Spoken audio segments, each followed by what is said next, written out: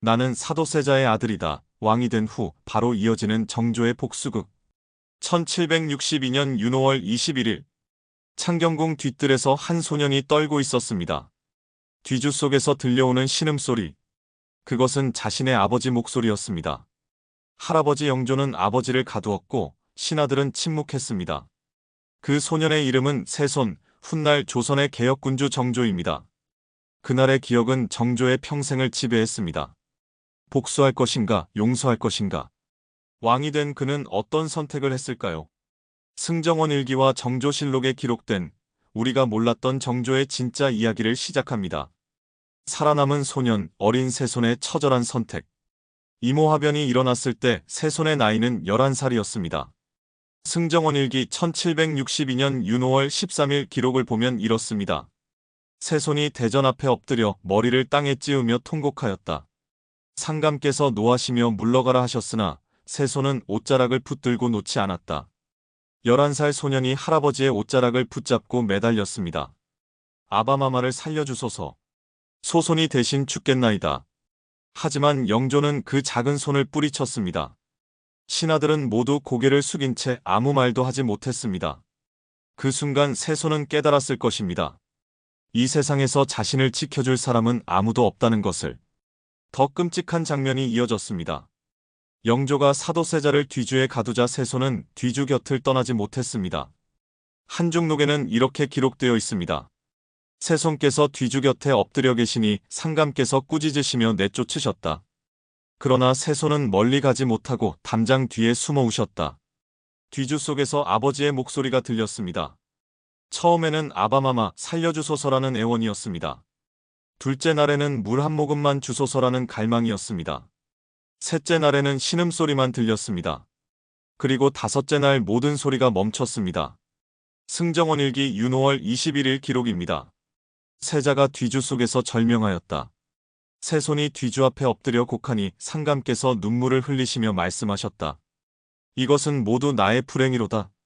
영조는 울었지만 세손에게 그것은 아무 위로가 되지 못했습니다.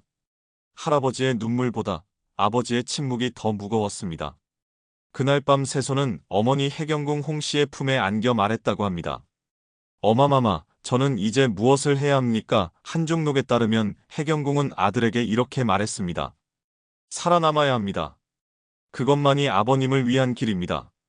살아남기. 그것은 11살 소년에게 주어진 유일한 선택이었습니다. 하지만 어떻게 살아남을 것인가? 세손은 완벽한 손자가 되어야 했습니다.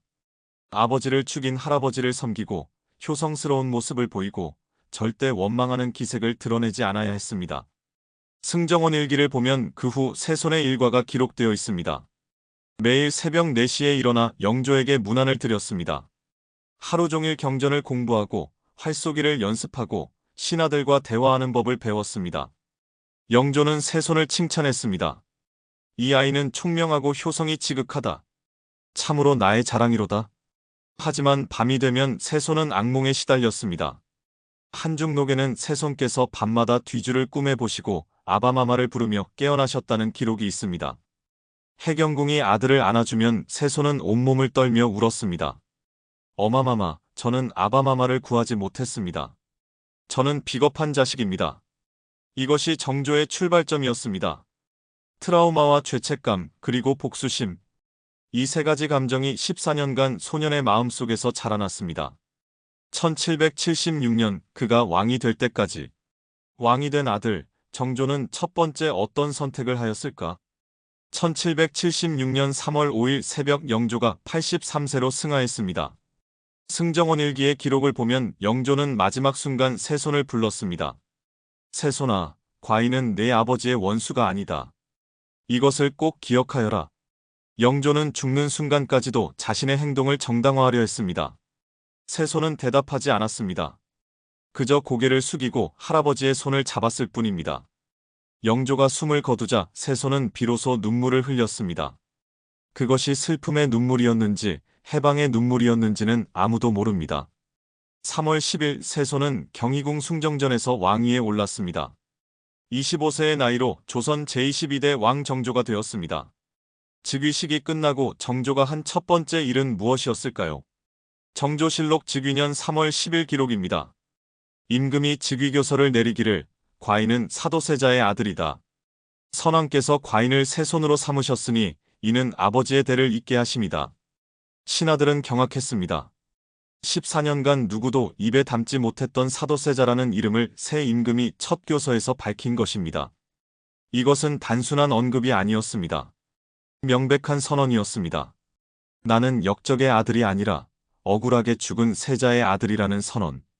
노론 벽파의 영수 홍인환이 급히 상소를 올렸습니다. 전하, 선왕의 처분은 만고에 지극한 공도였나이다. 이를 다시 언급하시면 안 되옵니다. 하지만 정조는 단호했습니다. 정조실록의 기록입니다. 선왕께서 사도세자를 폐하신 것은 신하들의 모함 때문이었다. 과인은 이를 바로잡을 것이다. 이것은 전쟁 선포였습니다. 노론 벽파에 대한 사도세자를 죽음으로 몰고 간 모든 세력에 대한 전쟁. 정조는 즉위 보름 만에 첫 번째 복수를 실행했습니다. 나경원의 처형이었습니다. 승정원 일기 1776년 3월 25일 기록을 보겠습니다. 나경원을 국문하여 능지처사하라. 그 일족을 3대까지 연좌시켜 귀양 보내라. 나경원은 1762년 사도세자가 영모를 꾀한다고 거짓 고변한 인물이었습니다. 14년간 그는 노론의 보호를 받으며 잘 살았습니다. 하지만 정조는 그를 찾아냈습니다. 신문 과정에서 나경원은 노론 대신들의 지시를 받았다고 자백했습니다. 하지만 정조는 그 이상 추궁하지 않았습니다. 아직 때가 아니었기 때문입니다. 나경원이 처형되는 날, 정조는 창덕궁 후원에서 그 소식을 들었습니다. 정조실록에는 이렇게 기록되어 있습니다. 임금께서 하늘을 우러러 말씀하시기를 아버지, 이것이 시작입니다라고 하셨다. 하지만 정조의 복수는 조심스러웠습니다. 한꺼번에 모든 것을 뒤집을 수는 없었습니다. 노론 벽파는 여전히 강력했고 정순왕후는 대비로서 영향력을 행사하고 있었습니다. 정조는 인내심을 가지고 한 걸음씩 나아가야 했습니다. 즉위 3개월 후 정조는 아버지에게 시호를 올렸습니다. 사도라는 시호였습니다. 사도는 슬프게 생각한다는 뜻입니다. 정조실록의 기록입니다. 임금이 사도세자의 묘소에 제사를 지내며 통곡하시니 신하들이 모두 눈물을 흘렸다. 그리고 1789년 정조는 더 큰 결단을 내렸습니다. 아버지의 무덤을 옮기기로 한 것입니다. 양주 배봉산에 있던 사도세자의 묘를 수원 화산으로 옮기고 현룡원이라 이름 지었습니다. 현룡은 빛나는 언덕이라는 뜻입니다. 이것은 단순한 묘소 이장이 아니었습니다. 정조실록을 보면 그 의미가 드러납니다. 임금께서 말씀하시기를 수원은 새로운 시작의 땅이다. 아버지께서 이곳에서 편히 쉬시고 과인은 이곳에서 새로운 조선을 만들 것이다라고 하셨다.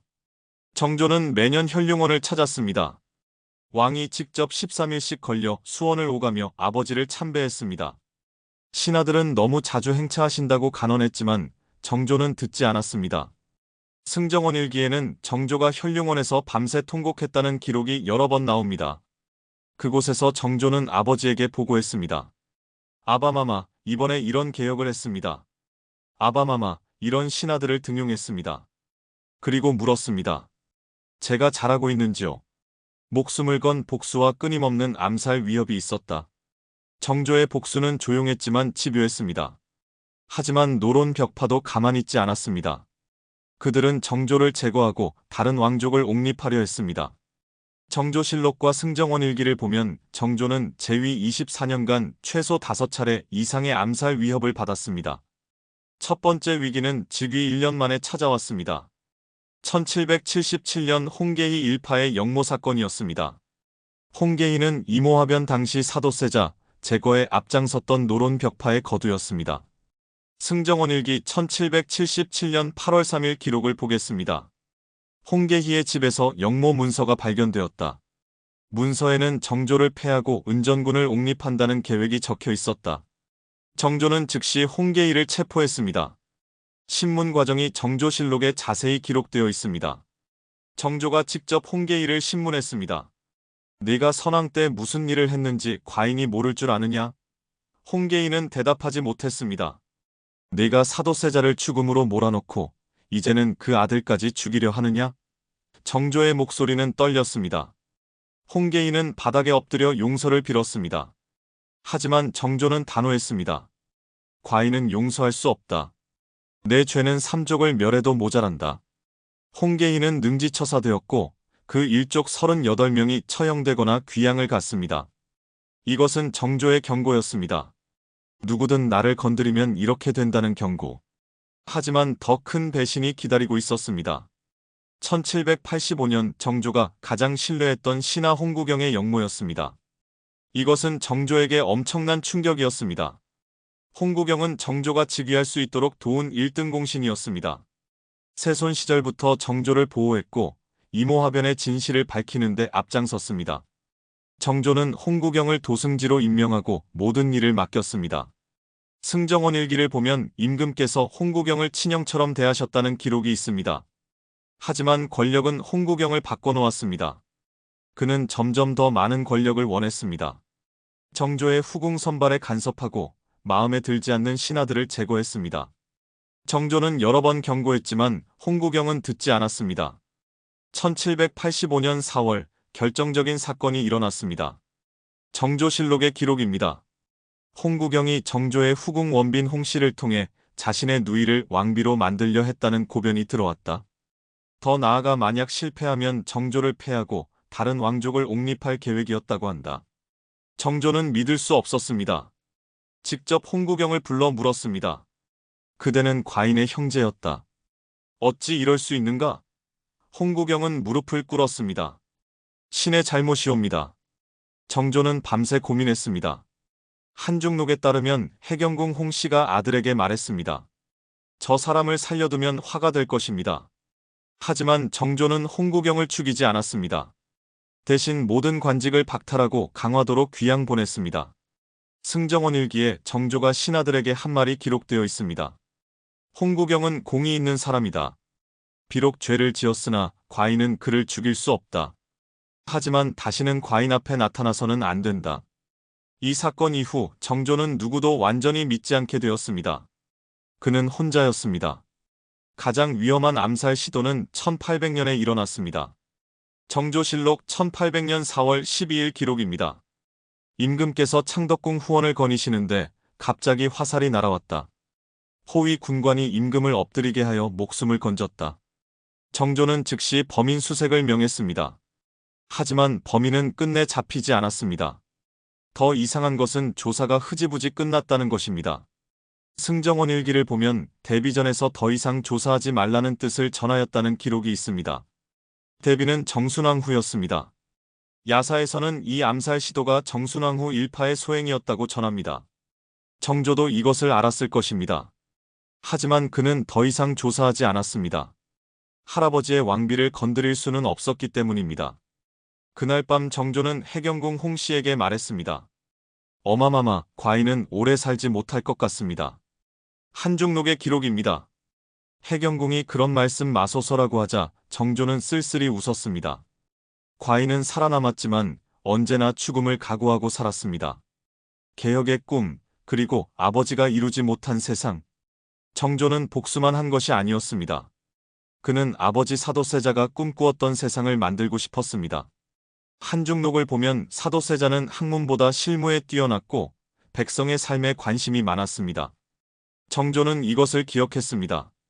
1776년 정조는 규장각을 설치했습니다. 표면적으로는 도서관이었지만 실제로는 정조의 개혁본부였습니다.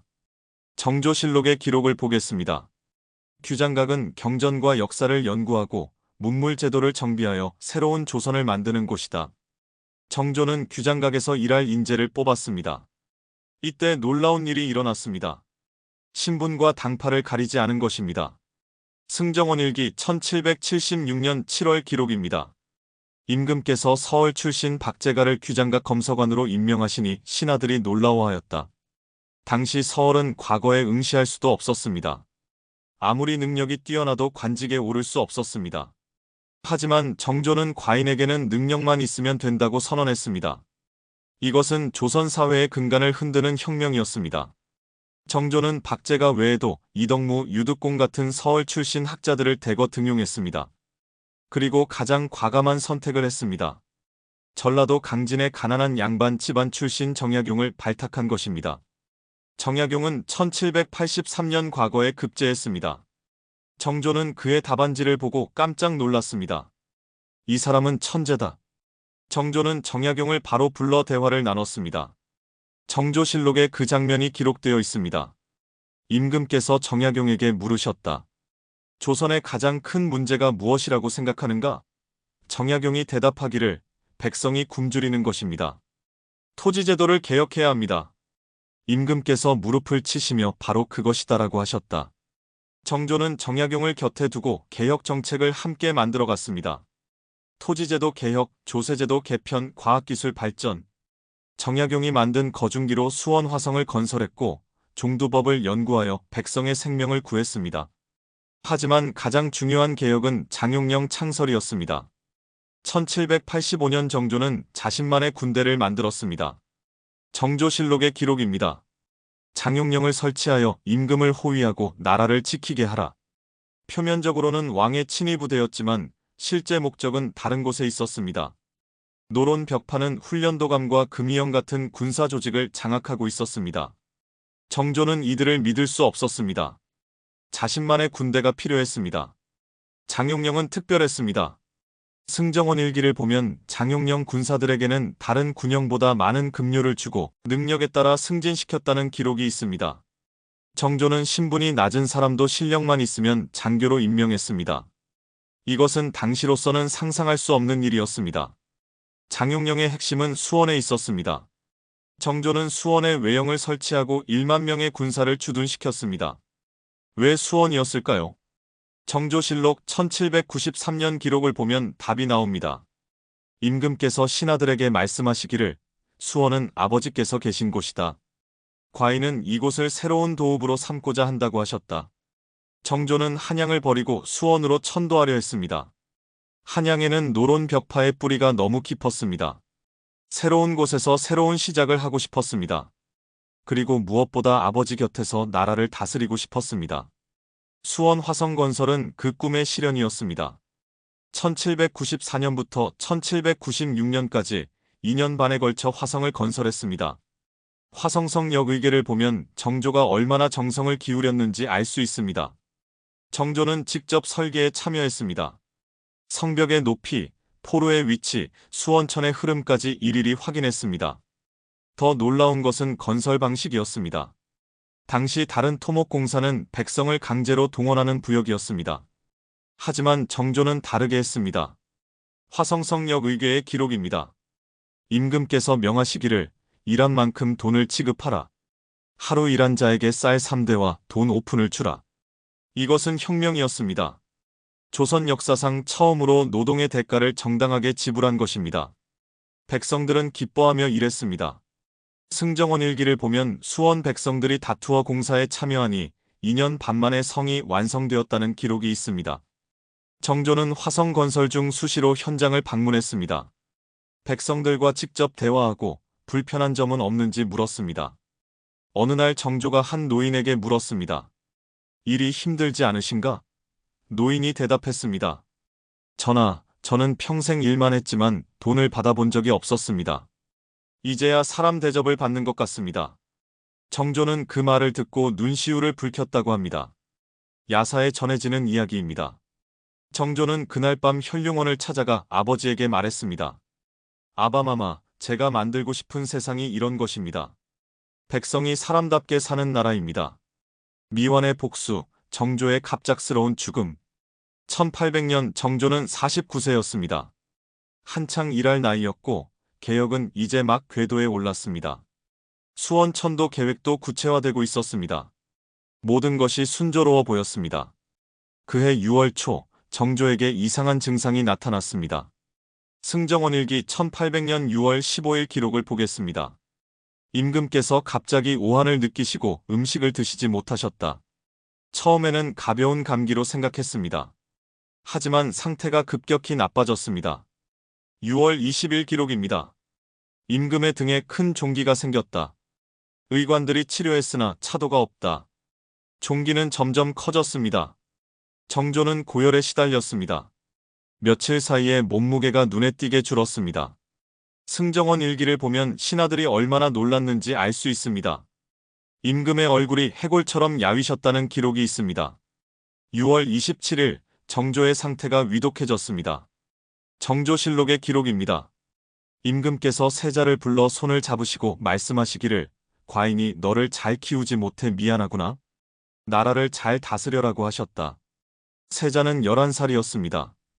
정조가 할아버지 영조 앞에서 아버지를 잃었던 나이와 똑같았습니다. 역사는 참으로 잔인하게 반복되었습니다. 6월 28일 새벽 정조는 해경궁 홍씨를 불렀습니다. 한중록에 그 장면이 기록되어 있습니다. 상감께서 신음하시며 어마마마를 부르셨다. 내가 달려가 손을 잡으니 상감께서 눈물을 흘리시며 과인은 아바마마를 뵙지 못하고 가는구나라고 하셨다. 정조는 마지막 힘을 다해 말했습니다. 현룡원을 잘 지켜달라. 과인이 하던 일을 계속해달라.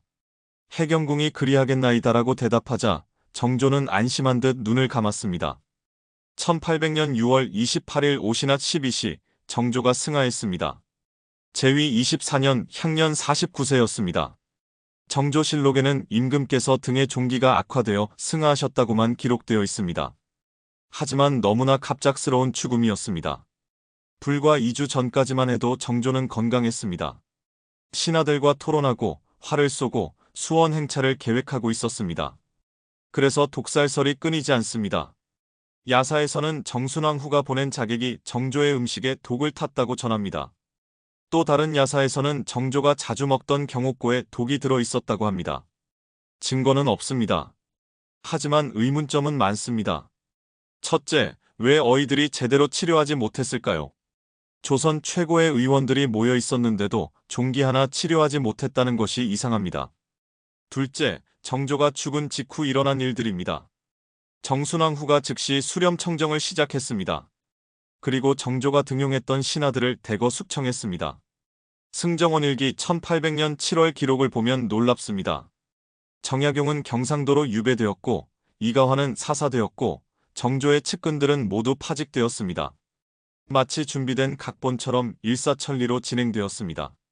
정조가 죽기를 기다렸던 것처럼. 셋째, 정조의 의문점을 품은 기록들입니다. 정조는 죽기 며칠 전 정약용에게 은밀히 편지를 보냈습니다.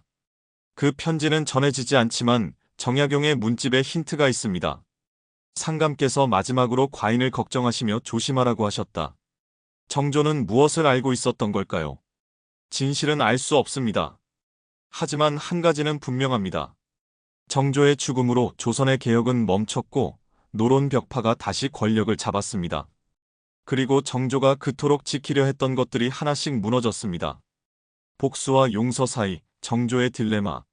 정조의 삶을 어떻게 평가해야 할까요? 그는 복수에 성공했을까요? 실패했을까요? 표면적으로 보면 정조는 많은 것을 이뤘습니다. 아버지의 명예를 회복시켰습니다. 사도세자는 더 이상 역적이 아니라 비극적으로 죽은 세자로 기억되었습니다. 나경원과 홍계의 같은 원수들을 처벌했습니다. 현룡원을 조성하고 매년 찾아가 아버지를 기렸습니다. 하지만 완전한 복수는 하지 못했습니다. 정순왕 후는 여전히 살아있었습니다. 노론 벽파를 완전히 제거하지 못했습니다. 그리고 무엇보다 정조 자신이 평생 그 트라우마에서 벗어나지 못했습니다. 승정원 일기를 보면 정조가 얼마나 고통받았는지 알 수 있습니다. 정조는 자주 악몽을 꾸었습니다. 임금께서 밤중에 비명을 지르시며 깨어나셨다는 기록이 여러 번 나옵니다. 신하들이 무슨 꿈을 꾸셨느냐고 물으면 정조는 대답하지 않았습니다. 하지만 해경궁 홍씨는 알고 있었습니다. 한중록의 기록입니다. 상감께서는 평생 뒤주 꿈을 꾸셨다. 아바마마께서 뒤주 속에서 물을 달라고 하시는데 자신은 아무것도 할 수 없는 꿈이었다. 정조에게는 더 큰 고민이 있었습니다. 복수를 하되 할아버지 영조를 부정할 수는 없다는 딜레마였습니다. 정조실록을 보면 이 고뇌가 곳곳에 드러납니다. 1784년 저엉조가 신하들에게 한 말입니다. 과인의 아버지는 억울하게 돌아가셨다. 하지만 할아버지께서는 성군이셨다. 이 두 가지는 모두 사실이다. 이것은 논리적으로 모순입니다. 아버지가 억울하게 죽었다면 할아버지가 잘못한 것입니다. 하지만 정조는 이 모순을 인정할 수 없었습니다. 왜냐하면 정조의 정통성은 영조에게서 나왔기 때문입니다. 그래서 정조는 교묘한 논리를 만들었습니다. 할아버지는 옳았지만 간신들이 아버지를 모함했다. 이렇게 하면 영조의 명예도 지키고 사도세자의 억울함도 풀 수 있었습니다. 하지만 정조 자신은 이 논리를 믿었을까요? 승정원 일기 1790년 기록에 의미심장한 대화가 나옵니다. 신하가 물었습니다. 전하, 선왕께서 사도세자를 처분하신 것이 정당했다고 생각하시옵니까? 정조는 한참을 침묵하다가 대답했습니다. 과인은 그것이 정당했다고 말할 수 없다. 하지만 부당했다고도 말할 수 없다. 그것은 과인에게 너무 무거운 질문이다. 이것이 정조의 진심이었을 것입니다. 그는 할아버지를 사랑했지만 아버지를 죽인 것은 용서할 수 없었습니다. 그는 아버지의 복수를 해야 했지만 할아버지를 배신할 수 없었습니다. 이 딜레마는 정조를 평생 괴롭혔습니다. 그리고 그것이 정조가 완전한 복수를 하지 못한 이유였을지도 모릅니다. 1796년 해경궁 홍씨가 회갑을 맞았습니다. 정조는 성대한 잔치를 열었습니다. 그날 밤 정조는 어머니에게 물었습니다. 어마마마, 과인이 잘하고 있습니까? 해경궁이 대답했습니다. 내 아버지께서 자랑스러워하실 것이다. 정조는 눈물을 흘렸습니다. 과인은 아직 아버지를 위해 할 일이 많이 남았습니다. 하지만 시간은 부족했습니다. 4년 후 정조는 세상을 떠났습니다. 미완의 복수를 안고. 역사가 남긴 질문, 정조에게서 배우는 것. 정조가 죽은 후 조선은 빠르게 무너졌습니다. 순조, 헌종, 철종으로 이어지는 세도 정치의 시대가 왔습니다. 왕은 허수아비가 되었고 외척 가문들이 나라를 농단했습니다. 백성은 굶주렸고 탐관오리가 득실거렸습니다. 만약 정조가 더 오래 살았다면 어땠을까요? 수원 천도가 성공했다면, 개혁이 완성되었다면 조선의 역사는 달라졌을까요? 아무도 모릅니다. 하지만 정조의 꿈은 그의 죽음과 함께 사라졌습니다. 정조의 이야기가 우리에게 남긴 것은 무엇일까요? 첫째, 트라우마의 무게입니다. 11살에 겪은 트라우마는 정조의 평생을 지배했습니다. 그는 왕이 되었고, 권력을 가졌고, 개혁을 이뤘지만 그 상처에서 벗어나지 못했습니다. 승정원 일기에는 정조가 40대가 되어서도 악몽을 꾸었다는 기록이 있습니다. 트라우마는 시간이 해결해주지 않습니다. 그것은 평생 사람의 마음속에 남아 영향을 미칩니다. 정조는 그것을 개혁의 동력으로 승화시켰지만 동시에 그것에 짓눌려 살았습니다. 둘째, 복수의 대가입니다. 정조는 복수를 위해 살았습니다. 나경원을 죽이고 홍계일을 제거하고 노론벽파와 싸웠습니다. 하지만 그 복수가 정조를 행복하게 만들었을까요? 한중록에는 의미심장한 기록이 있습니다. 상감께서는 늘 우울해 보이셨다. 기쁜 일이 있어도 오래가지 못했다. 정조는 목표를 이뤘지만 평화를 찾지 못했습니다. 복수는 끝이 없기 때문입니다. 한 원수를 제거하면 또 다른 원수가 나타났습니다. 셋째, 권력의 한계입니다. 정조는 왕이었습니다. 조선 최고의 권력자였습니다. 하지만 그도 모든 것을 할 수는 없었습니다. 노론 벽파는 여전히 강력했고 정순왕후는 살아있었고 기득권 세력은 개혁을 방해했습니다. 정조실록 1795년 기록에 정조가 신하들에게 한 말이 있습니다. 과인이 왕이지만 과인 혼자서는 아무것도 할 수 없다. 그대들이 함께하지 않으면 개혁은 불가능하다. 권력은 혼자서 행사할 수 없습니다.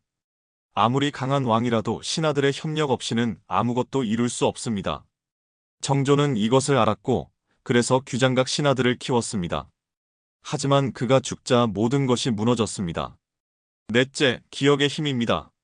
정조가 이룬 가장 위대한 일은 아버지를 기억하게 만든 것입니다. 사도세자는 역적으로 죽었습니다. 아무도 그의 이름을 입에 담지 못했습니다. 하지만 정조는 아버지의 이름을 불렀습니다. 나는 사도세자의 아들이다. 이 한 문장으로 사도세자는 역사에 남았습니다. 오늘날 우리가 이모화변을 알고 사도세자의 비극을 기억하는 것은 모두 정조 덕분입니다. 기억은 죽은 자를 살리는 유일한 방법입니다. 다섯째, 미완성의 아름다움입니다. 정조는 완벽하게 성공하지 못했습니다. 복수도 개혁도 완성하지 못하고 죽었습니다. 하지만 그렇기 때문에 더 감동적입니다. 정조는 실패했지만 포기하지 않았습니다. 암살 위협을 받으면서도 개혁을 계속했습니다. 노론 벽파가 방해해도 백성을 위한 정책을 펼쳤습니다. 트라우마에 시달리면서도 왕의 자리를 지켰습니다. 완벽한 승리보다 불완전한 투쟁이 때로는 더 위대합니다. 정조는 우리에게 그것을 보여줬습니다. 에필로그 뒤주에서 화성까지.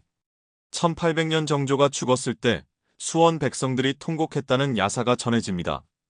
장사 지내는 날 수원에서 한양까지 50리 길에 백성들이 늘어서서 울었다고 합니다. 그들은 우리의 왕이 돌아가셨다며 슬퍼했습니다. 노론 벽파의 신하들도 울었습니다. 그들이 정조와 평생 싸웠지만 정조가 훌륭한 왕이었다는 것을 부정할 수 없었습니다. 승정원 일기에는 대신들이 모두 통곡하며 임금을 애도했다는 기록이 있습니다. 가장 슬퍼한 사람은 해경궁 홍씨였습니다. 한중록의 기록입니다. 나는 2번 상을 당했다. 한 번은 남편을, 한 번은 아들을.